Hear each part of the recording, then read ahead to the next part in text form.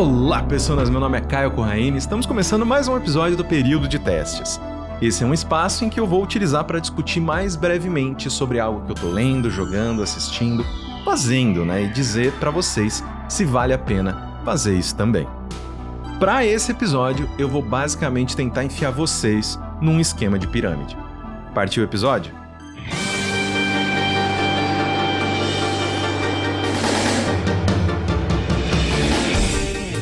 Meus amores, vamos lá. Começando com a ficha técnica. Iniciando pelas cartinhas, o Pokémon Trading Card Game foi lançado originalmente em outubro de 1996. Aqui no Brasil, o jogo chegou só no ano 2000 pela Devir, com a Copag, sim, a Copag de baralho, de carta, de truco, assumindo a produção dele em 2011. De acordo com alguns levantamentos, mais de 200 mil cartas de Pokémon já foram lançadas. Se a gente levar em consideração todas as coleções, versões especiais, cartas exclusivas de campeonato e tal, essa lista vai embora. Já o Pokémon Pocket foi lançado no último dia 30 de outubro para iOS e Android, trazendo uma versão simplificada do jogo e uma nova oportunidade de atiçar a maldição do colecionador em todos nós. Passada a ficha técnica, é importante oferecer um pouquinho mais de contextualização para vocês. Eu fui uma criança aficionada em Pokémon. Eu assistia todos os dias o desenho no programa da Eliana e queria dar um tiro no meu cu quando o Ash deixava um bicho foda, tipo a Butterfree ou Charizard, embora. Eu colecionei a espécie de super trunfo, dos bichinhos que vinham nos salgadinhos da Elma Chips. E era legal pra caralho de sentar e jogar, efetivamente aquele card game com os amigos. Eu terminei 2 vezes o Pokémon Yellow no Game Boy do meu primo, capturando tudo que era possível. Assim, o negócio me pegou bem forte.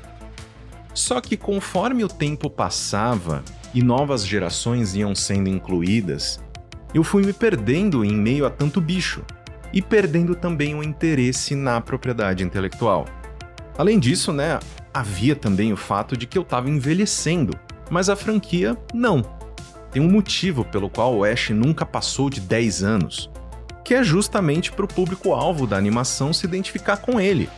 Então, como naquela cena de Velozes e Furiosos em que os carros seguem por estradas diferentes, eu e Pokémon aceleramos em direções opostas do horizonte.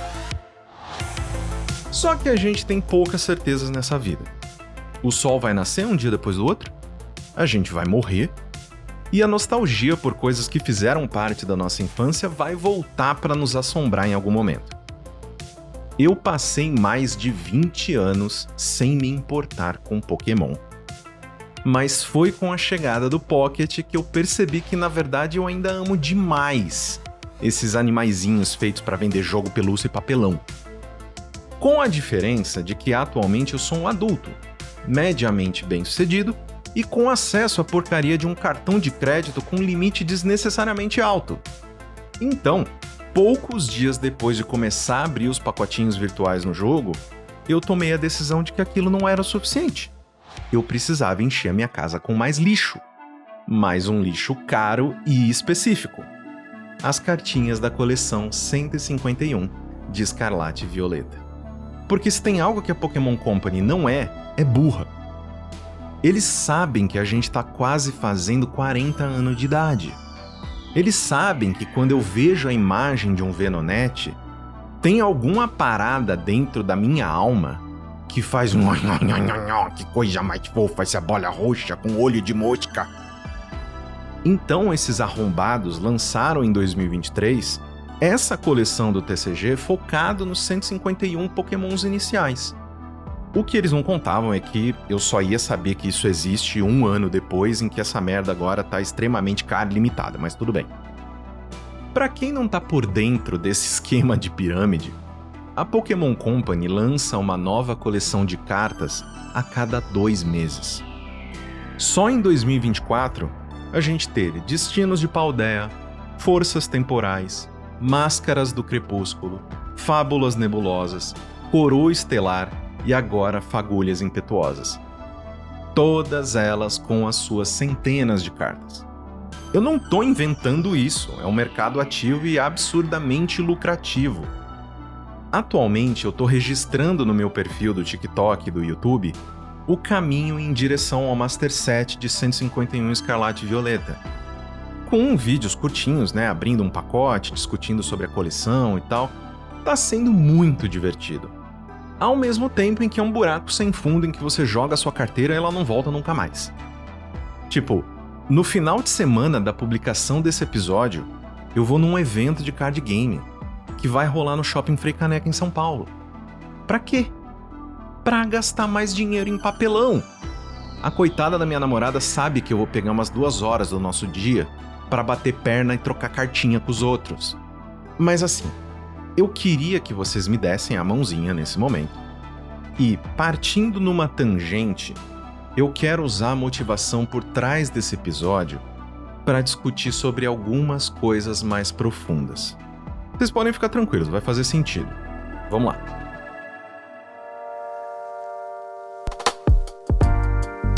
Eu acabei de comentar sobre os vídeos que eu tô fazendo abrindo pacotinho de carta. Hobby esse que eu acabei de começar. E eu sou viciado em transformar os meus hobbies em conteúdo. E essa é uma conversa que eu já levantei algumas vezes com a minha terapeuta, porque acaba esbarrando em diversos outros aspectos um tanto complicados da minha personalidade. A minha principal motivação em desenvolver conteúdo é justamente para externalizar uma necessidade criativa que eu tenho.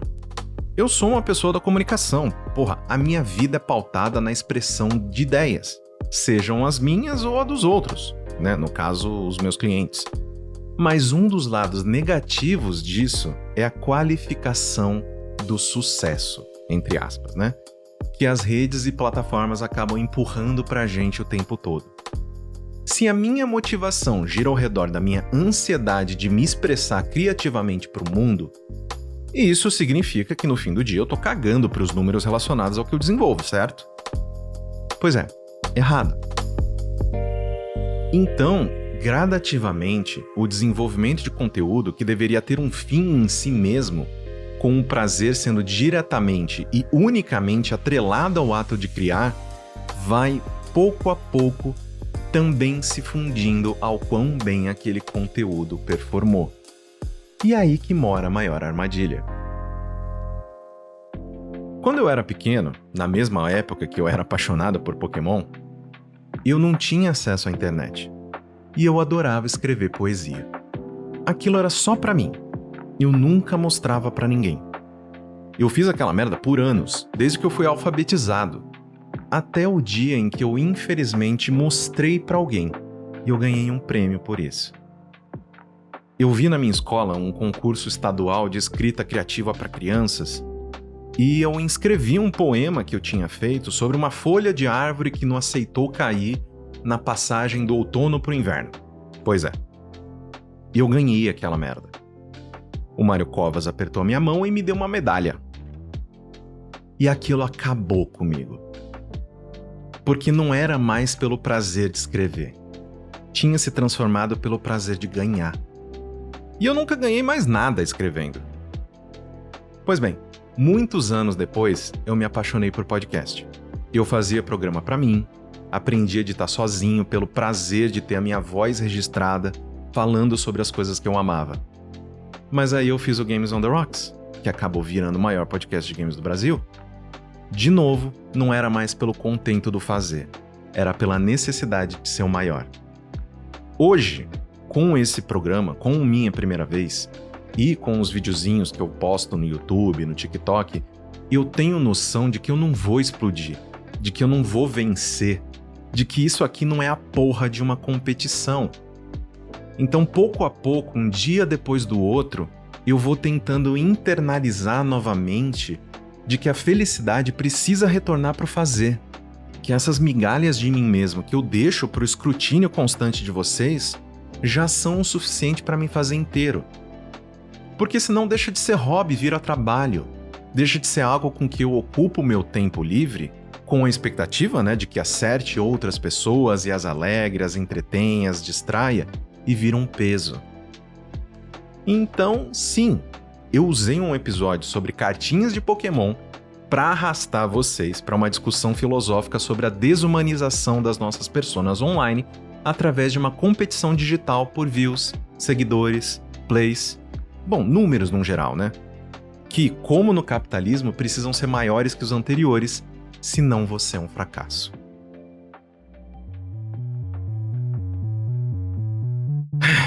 Mas bem, finalizando esse período de testes, eu recomendo que vocês colecionem cartinha de Pokémon. É mó legal.